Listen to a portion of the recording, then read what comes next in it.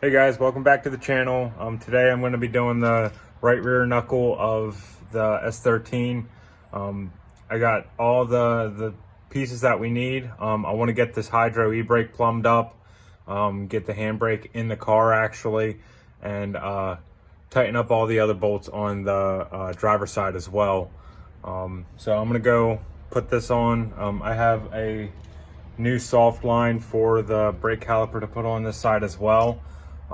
So I'm gonna knock that out real quick, and then we're gonna get moving on to putting this knuckle on and plumbing the Hydro setup. So stay tuned guys and get excited. So I wanted to show you guys where I'm at. I got the new brake line in, and the lower control arm is not really bolted in, but it's the bolts are in and threaded enough to where it's not going to fall out. But yeah, so we got the new line in. Like I said in the, I think it was like third video before this, I don't really know the brand name of this, but it fits up really well. The biggest pain in the ass is, you probably can't really see it because I don't have a light, but yeah, you can't see it. There's a little retainer clip that holds the brake line to the bracket, and it's a little seized on there, so it took a little persuasion to get that off, but got it off.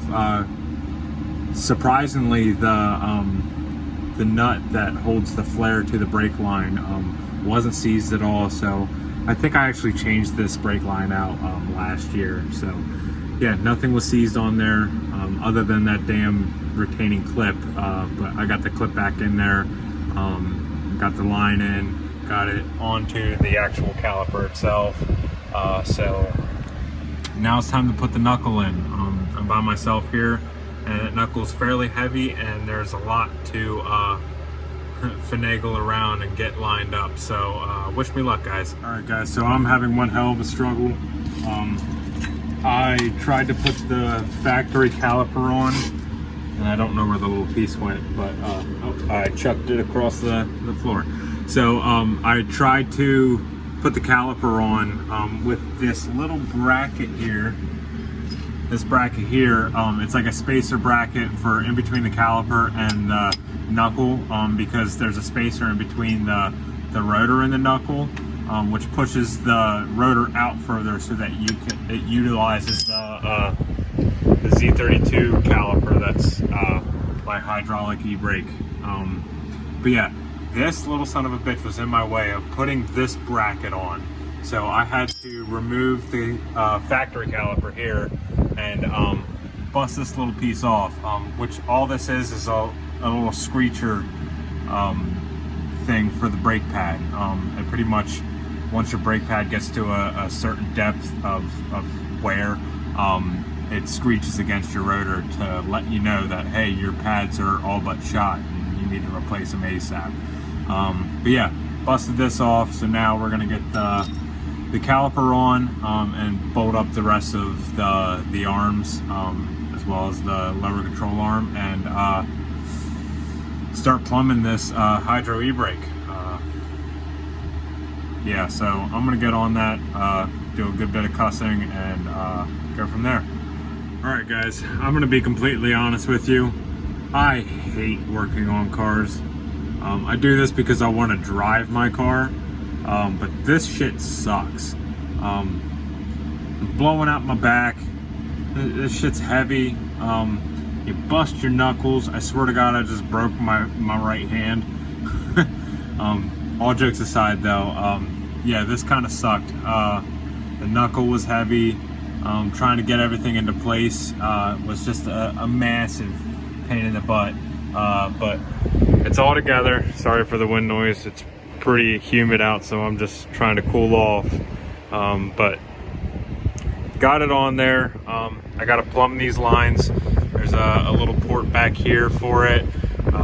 These two lines, like I was telling you guys before, these two lines stack onto each other and bolt to the back of the caliper here. But I got that bracket in. You can barely see it here, but this bracket right here, I got that in. Everything's lined up as it should be. The rotor's floating a little bit, so that's good. But yeah, I'm a little sore, but I'm gonna keep on trucking. I want to get this thing together. I'm really, like I said before, I'm really banking on getting this thing done by the end of July. I have a 1-week vacation going on this coming week. We're going down to Tennessee, meeting up with a couple of buddies, maybe hit the tail of the dragon and everything. But yeah, I want to get at least this rear end done by, well, tonight really, so that it's one less thing to do when I come back from vacation. Yeah, I'm gonna get this all plumbed up. I'm gonna get this side, the other side, and the master cylinder plumbed up. I might take you guys inside to just show you guys what's going on in there.